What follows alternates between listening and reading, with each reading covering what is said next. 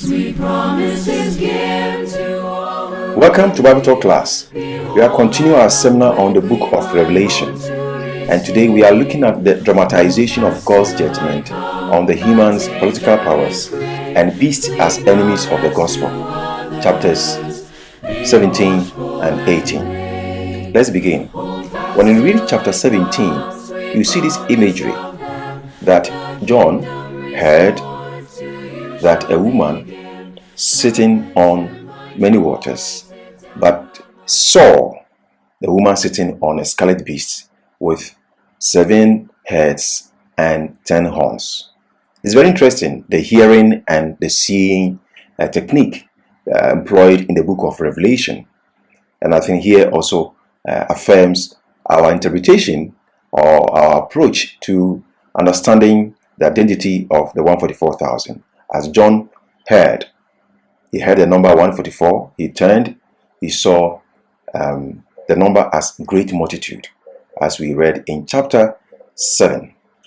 And so let's begin this presentation with this picture of this woman sitting on many waters, as John heard, but sitting on the scarlet beast, as John saw. The dramatization of God's judgment takes on another imagery of Babylon, which is hinted in chapter 16, verse 19. And here we are referring to chapter 17, verse 1 to 18, the entire chapter.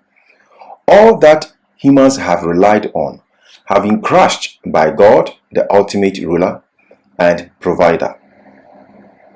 John heard the judgment of the prostitute sitting on many waters, but saw her on a scarlet beast with 7 heads and 10 horns, with Babylon's name inscribed. The construction, the beast that you saw was, and is not, and is about to ascend from the bottomless pit and go to destruction. This construction is important to look at, and this is what the angel told John, that you saw this beast, the beast that you are seeing now.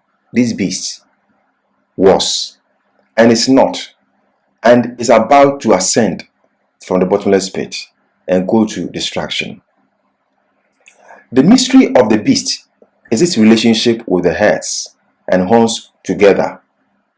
Now, the angel made clear to John that 5 fallen kings, that is 5 fallen heads of the beast. The beast has 7 heads, and according to the interpretation of the angel, 5 of the heads have fallen, and he identified the heads as kings. And so 5 kings have fallen. 1 is, and 1 is yet to come. And the beast, which is one of the 7 kings, will come as the 8th to join the 10 kings to fight the Lamb. And so I'm just reading what the passage says, and this is what the angel says. Now, explaining the mystery of the beast, the angel identified the 7 heads as successive kingdoms, and that 5 have fallen, 1 is, and 1 is yet to come for only a little while. Verse 10 of chapter 17. The angel connects the beast to the heads as the 8th one, which also belongs to the 7 heads. The emergence of the 8th head, which belongs to the 7 heads, is coincided with 10 kings, that is, horns, in the final scene of the earth history. So verses 11 to 14 make clear that the 10 horns, which are representing the 10 kings, will be the final political force in the final phase of the earth history. That is when Jesus comes. Jesus will come and meet the 10 kings. Now, the 10 kings will receive a kingdom. All the 10 receive one kingdom for a short time. The kings will give their authority to the beast, but the Lamb will defeat the beast and the 10 kings. This is what we find. And the same language is used in chapter 19, verses 20 to 21. It is fair to say that The beast exists when the 7 heads and 10 horns exist, and vice versa. In other words, the beast cannot exist as a unit power, and that is what we see here. The symbol of mountains that have global political power, that question the power of God and persuade his people, are following here. 5 have fallen, and here we are looking at Egypt, Assyria, Babylon, Greece, Medo-Persia. These are represented by mountains. The angel identifies the 7 heads as mountains and further identify the mountains as kingdoms. And the kingdoms that we can identify with the mountains or the 7 heads are Egypt, Assyria, Babylon, Greece, Medo-Persia. 5 that had fallen at the time of receiving the vision. And one is, this is what the angel says, one is, and here we are referring to Rome, pagan Rome, at the time of John. So the sea's head, or the sea's mountain, or the sea's empire. And one is yet to come, and that is the papal Rome. After the pagan Rome collapsed, the next global force was papal Rome. Now, who is the 8th? According to the text, it is the beast. The 10 kings and the beast, that is humanistic political kingdoms, will destroy the woman, and the kings will give their kingdom to the beast, which is human. And it's very interesting that when you read verses 16 to 17, you understand that the beast represents human institutions. If you listen carefully, chapter 17, verses 1 to 3, we see that John heard that the woman sits on many waters. And when you read verses 15 to 17, the angel identifies the many waters as human beings. And so when John had the privilege to see the woman sitting on many waters, what he really saw was a woman sitting on scarlet beast. And so one can see that the many waters and the scarlet beast refer to the same entity. And here we are looking at human institutions. And so that's the point we want to stress here. Now, let's go back a bit to get some context. When you go to the book of Daniel chapter 2, we see this statute, and that gold represents Babylonian Empire, silver, Medo-Persian Empire, bronze, Greek Empire, iron, Roman Empire, and iron and clay, modern powers. And we see this rock, and that is interpreted as the kingdom of God. Now, when we look at chapter 7 of Daniel, we look at 4 beasts. 4 beasts, and we have the Babylon, we have Medo-Persia, Greece, and Rome. But if you look carefully at the 4th beast, you can actually see that the 4th beast is a bit different, and one of the horns used blasphemous words. And so that's the picture that you see here with the 4th beast, according to Daniel chapter 7. I want us to look at this table briefly. Daniel chapter 2, we see Babylon, Medo-Persia, Greece, Rome, and in Rome here can be divided into pagan and papal Rome, that is using the statute. And then we have divided kingdom. And finally, God's kingdom is established in Daniel chapter 2. In Daniel chapter 7, we also see Babylon, Medo-Persia, Greece, pagan Rome, papal Rome, and God's kingdom. In all cases, you see this theme running through. God's kingdom comes, last. We come to Revelation chapter 17. We see Egypt, Assyria, Babylon, Medo-Persia, Greece, pagan Rome, papal Rome, and 10 kings. And finally, God's kingdom. So the theme runs through perfectly, and that the human institutions will definitely come to an end, and God's kingdom will forever be established. Let's look at this table here. Daniel chapter 2 presents series of kingdoms. From the time of Babylon, only 5 earthly kingdoms were of concern to the author. The stone kingdom comes when the kingdom of the feet and toes, which is made up of clay and iron, operating at the same time. Daniel chapter 7. A particular attention is given to the 4th beast, kingdom because of its special relationship to God and his people. This beast had 10 horns, of which 3 were replaced by the little horn. The 10 kings here are an integral part of the beast, indicating that the reign of the 4th beast may have ended with the kings, including the little horn. Now, Revelation chapter 17 also has this. The scarlet beast is represented by any of the kingdoms. These kingdoms have global impact. Each took the center stage of global governance once at a time, as the first 7 kingdoms did.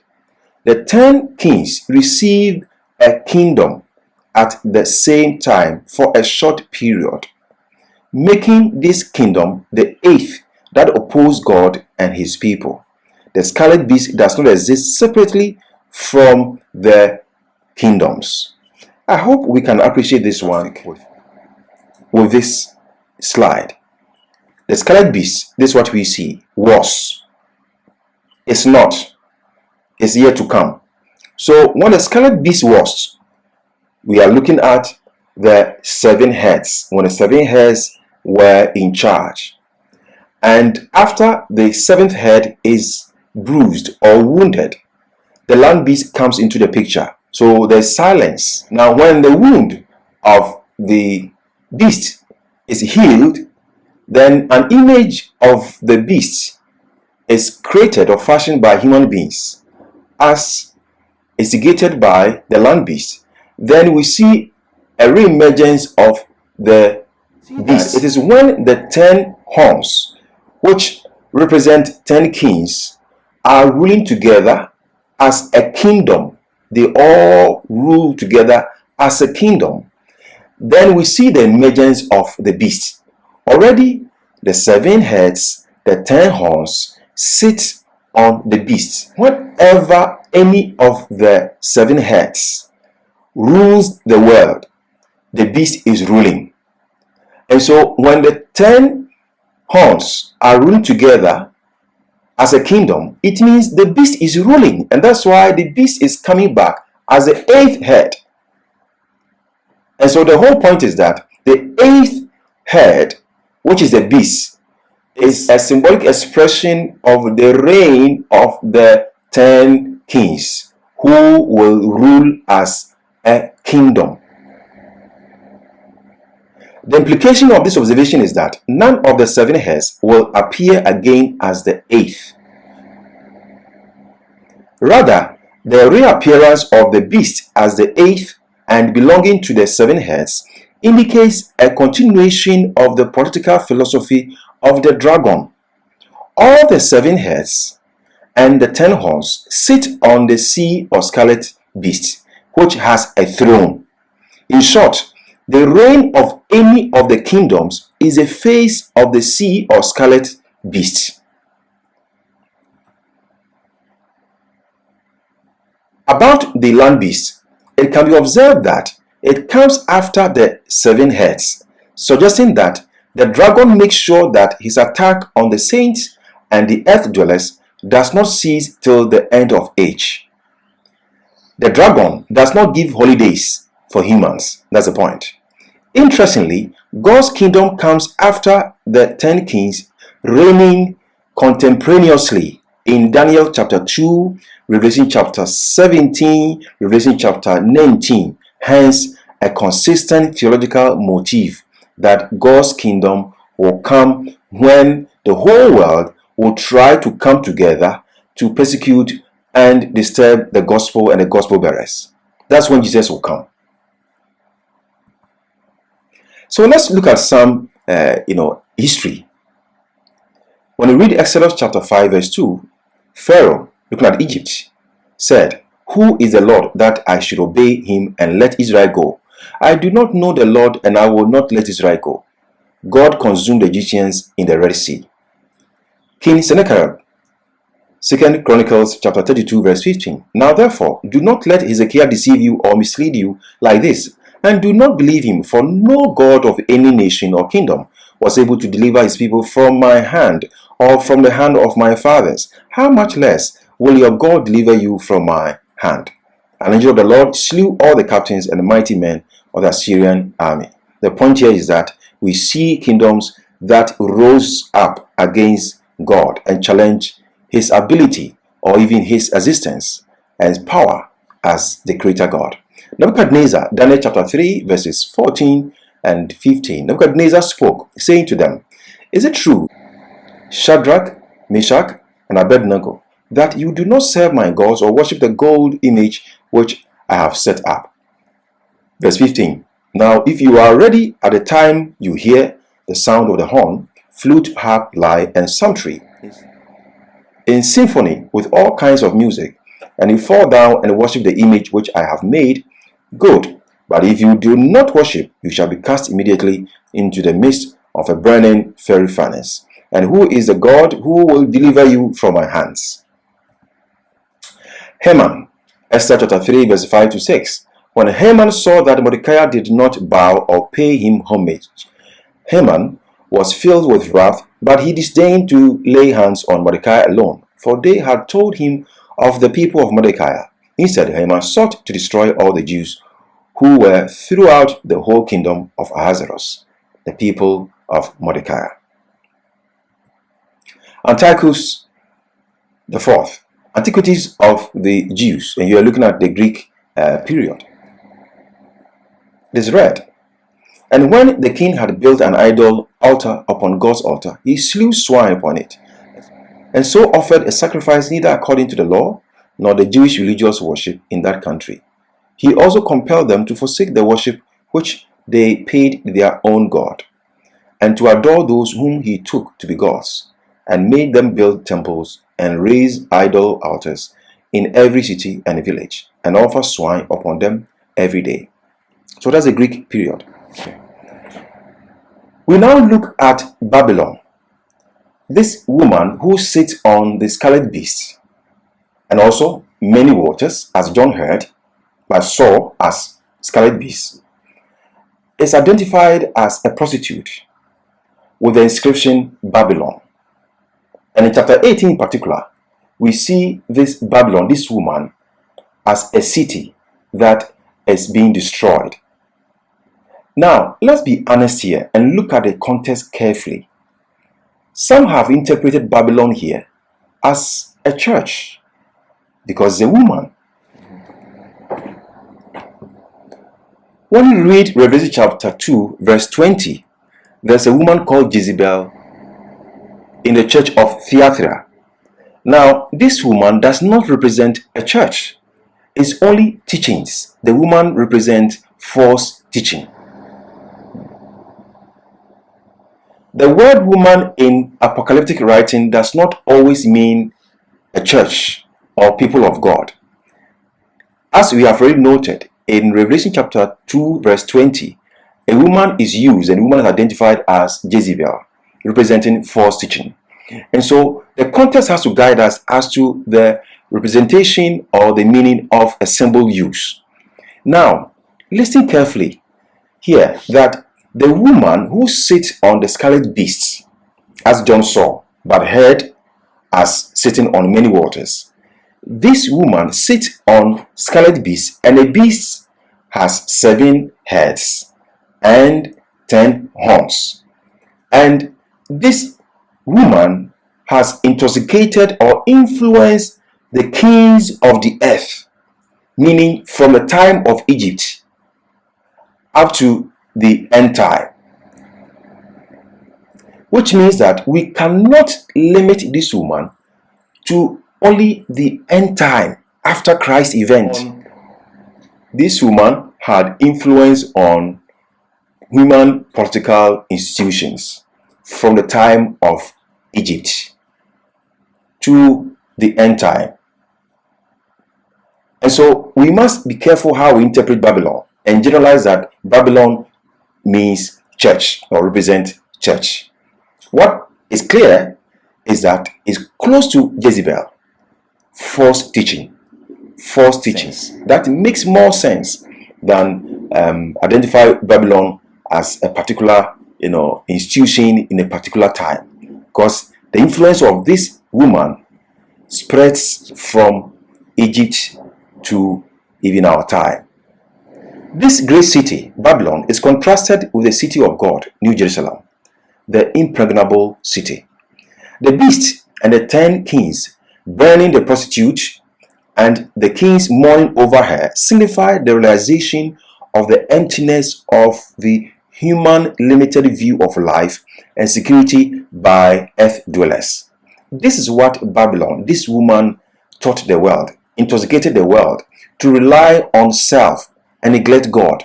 Anti-God mindset was what this woman influenced the world with.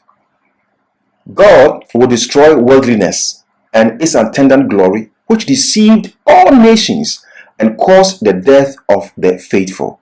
This picture is very clear that worldliness is what Babylon may represent here. And that's what the whole world followed and chased after, thinking that they could secure happiness for themselves and live forever. But that is deception. Flashback. In the messages to the churches in Smyrna, Pergamon, and Thyatira, the temptation to yield to idolatry through economic pressure and pleasure is hated by Jesus. Note, the literary feature of chapter 18 verse 4 is intended to appeal to readers to respond to the gospel of salvation when the judgment of Babylon, the symbol of worldliness, is read anytime. The setting of this drama is at the parousia. Come out of her, my people. So when the whole world will come to realize that following worldliness, pursuing our desires, our personal desires, our worldly desires, was really a waste of time.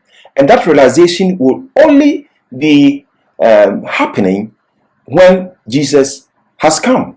That the whole world will realize that we have wasted our time. And that's the picture that we have to see here. The prostitute woman with the inscription Babylon is a great city that rules over the kings of the earth and earth dwellers. The waters, scarlet beasts, they are the same here, are human beings.